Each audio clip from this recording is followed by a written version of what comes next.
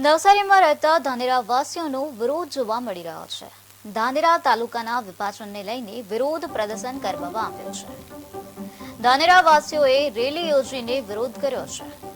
ધાનેરા તાલુકાને બનાસકાંઠા જિલ્લામાં રાખવા માટે માંગણી કરવામાં આવી છે। જિલ્લા કલેક્ટર મારફતે મુખ્યમંત્રીને આવેદનપત્ર પાઠવવામાં આવ્યું છે। આજે બનાસકાંઠા જિલ્લાનું જે વિભાજન કરવામાં આવ્યું છે એ લોકોની લાગણીને અવગણીને કરવામાં આવ્યું છે। કોઈ એક વ્યક્તિનો અહમને સંતોષવા માટે કરવામાં આવી રહ્યું છે, જેથી પ્રજા ધાનેરા તાલુકાની બધી જ પ્રજા નાખુશ છે। કારણ કે ધાનેરા તાલુકો વર્ષોથી પાલનપુર સાથે સંકળાયેલો તાલુકો છે। એમને બધી સુખ સુવિધા હોય, શિક્ષણ હોય, હોસ્પિટલનું કામકાજ હોય, એના માટે જનતા હંમેશા પાલનપુર સાથે સંકળાયેલી છે।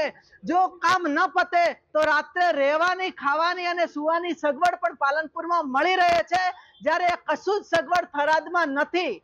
એટલે સરકારશ્રીને વિનંતી કરું છું કે અમારા લોકોની લાગણીઓ ને સમજે અને ધાનેરા તાલુકાને બનાસકાંઠામાં રાખે। જો સરકાર પ્રશાસન નહીં જાગે, લોકોની માંગણીને નહીં સ્વીકારે તો અમે જન આંદોલન કરીશું, રસ્તા રોકીશું, ટ્રેનો રોકીશું, પરંતુ પ્રજાનું જેમાં હિત છે એના માટે અમે અડગ રહીશું, અડીખમ રહીશું। એમને જાતિવાદનું ઝેર નાખ્યું છે સાહેબ ધાનેરા તાલુકામાં। ધાનેરા તાલુકાને પાણીથી વંચિત રાખ્યો છે એમને।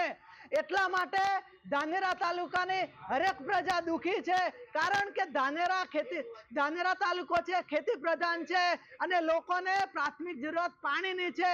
પાણીમાં વંચિત રાખનાર એક વ્યક્તિનો આખી ધાનેરા તાલુકાની જનતા વિરોધ કરે છે અને કરશે। આજે બનાસકાંઠા જિલ્લાનું જે વિભાજન કરવામાં આવ્યું છે એ લોકોની લાગણીને અવગણીને કરવામાં આવ્યું છે। કોઈ એક વ્યક્તિનો